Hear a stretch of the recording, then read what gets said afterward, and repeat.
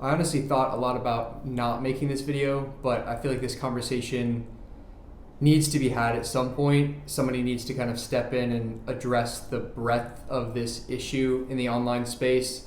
And I figure I'd throw my name in the conversation.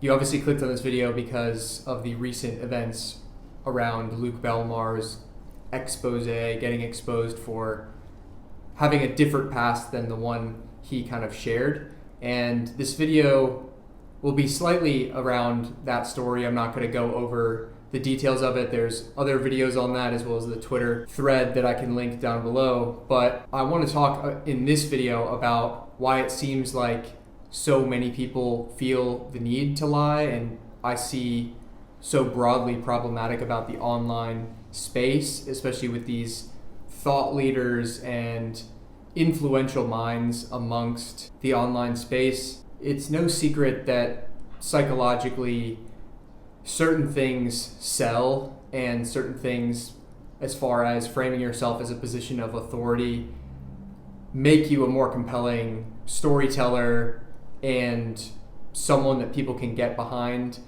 All of the guys that are in this kind of space, Iman Gadzhi, Hamza, Belmar, even Tate to some degree, they've all read the same books on influential human psychology, and you can see a lot of the similar tactics employed amongst all of them. I think someone could contest that any of these online influential characters, even if they aren't living up to the fullness of their truth, they've created some sort of character, they've fabricated parts of their past, whatever their individual thing is. So what? What if they make content that is genuinely helpful for someone? And I would say this is a great argument, honestly. I think we can typically, and it is helpful to separate art from artist or message from messenger, because the message itself can be useful and can facilitate growth for somebody. But I would offer the example or contend to the fact that it does become problematic and can sometimes taint the message or sully the message if we later find out that the messenger himself or herself was not congruent with their message or didn't live in the way that they purported to. You can think of this at a very obvious level, like when people try to condemn the Bible, for instance, they attack Jesus, the messenger himself. And we see this a lot in the modern church as well.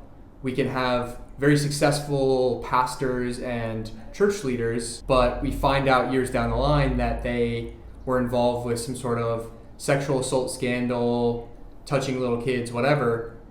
It starts to make you feel like, was the message somewhat correlated to the actions? How can it be that this person leads the church, brings people to the faith, but has this kind of corrupted character? It does seem to, even just on a feeling level, make the message a little bit less significant.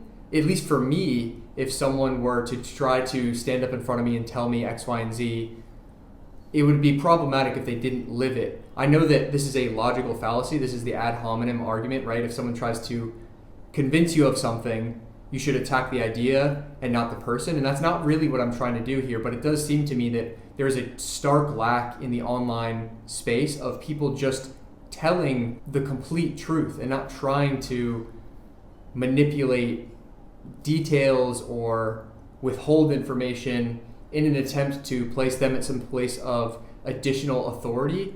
It's all playing on psychology and authority frames. They've all read the same kind of books. I'm mostly concerned, though, for, say, the young man who finds any of these online creators, starts watching their videos for guidance, for maybe the fatherhood role that they didn't have, an online community of people to make them feel seen and heard. And they come to find out down the line that the person that was telling them all these things, the person that they've placed their trust in, turns out to be fraudulent in some way. Does that create or incept the belief for that kid that, wait a minute, I thought all these things that they were telling me were true and were helping me, but now I see that they were lying? Like, does this mean that the message or the things that I learned or the things that I've engendered within myself are also not so? In the same way that a nefarious or deceitful pastor might push someone away from the faith, I think the same could be said for these creators who might be espousing great values,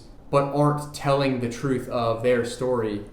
If you haven't seen it already, a recent podcast of Hamza appearing on Chris Williamson, they actually go into this, and Chris kind of around the 60% mark of the podcast starts to kind of call Hamza out for leaning into the objective authority role and speaking so definitively in all of these things when he himself is also a young man kind of figuring it out as he goes. And Hamza, in a really impressive way, like opens up vulnerability and says, like, I maybe don't even know exactly who I am or kind of what I'm going through. And I've had the chance to connect with Hamza in person before, and I actually kind of intuitively felt that disconnection from self. And he talks in that podcast about feeling like he's trapped by the character he's created online. And I think Luke might be in a similar position to Hamza. He hasn't spoken about it. Nobody's called him out. Maybe we'll see some fallout from this expose where he got so far enough down the line creating businesses and masterminds and making all kinds of money from this persona that he feels like he couldn't share more. But my hope for both of those guys, Hamza, especially because I have personally connected with him, and then Luke, who I don't know personally, they've built amazing platforms and huge communities of people paying attention to them. And I don't think anyone is beyond redemption. I just hope that they tell the fullness of their truth. I don't actually wish for any of these people to be flawless. They're human beings. But I just want people to tell the truth. Share the depth and the fullness of your flaws so that people don't turn you into some sort of like symbol or icon that is flawless, but instead an actual just human being that can achieve a lot, for sure, exceptional outcomes and results, but you're not exceptional in the way that you are not human or flawless or don't have periods of doubt. And I just see the internet space trending in that direction where people are kind of craving more of that authentic side. I think it's a refreshing change of pace as we've seen kind of the symbolic thought leaders emerge. I would love to see this next evolution of people like Luke, Hamza, Iman, Tate type characters, people who can get a platform with a ton of scale and authority, and then also share the human side, the struggle, the complexity and texture of their full experience. Because I think that we need some people leading from the front that are sharing that kind of message so that the message itself doesn't get tainted by these moments of expose or somebody not being the person that they're pretending to be. It's not just for their personal sake and their internal congruency and mindset, but very much so for the audiences that they've curated. It is a disservice to the people that they're trying to help. And I really do think that they can and have helped a lot of people, but I would hate for something to create that sort of disconnection from message and messenger. So if this finds the algorithm by any strange stroke of luck, and Luke or Hamza or Iman or any of you characters out there that are further down the line than myself as a creator and already have massive platforms, but are very much still just young men figuring it out, my challenge or call to action is just share that level of vulnerability and authenticity with your audience. And in the most paradoxical way, what you think you will be sacrificing with authority, you're actually going to gain in trust and authenticity and depth with your audience. The only way out of this conundrum where you've created this character that you feel like you can't escape is through. You have to go through it by essentially exposing yourself, being vulnerable. The word vulnerability means or comes from the Latin word vulnus, which is wound. Like you have to show your wounds, the places where you've been hurt before or are currently hurting, to be fully vulnerable and open with other people. And I think that is a massive act of strength rather than one of weakness. And for anybody who came to this video expecting some sort of slam piece on Luke or more details, I'll put the Twitter thread below on what kind of has recently gone on or in background of his story. Sorry that this wasn't a character attack. That's just not who I am. If you want to hear more nuanced takes and perspectives or find my insights interesting, subscribe to the channel. Otherwise, I'll talk to you guys tomorrow.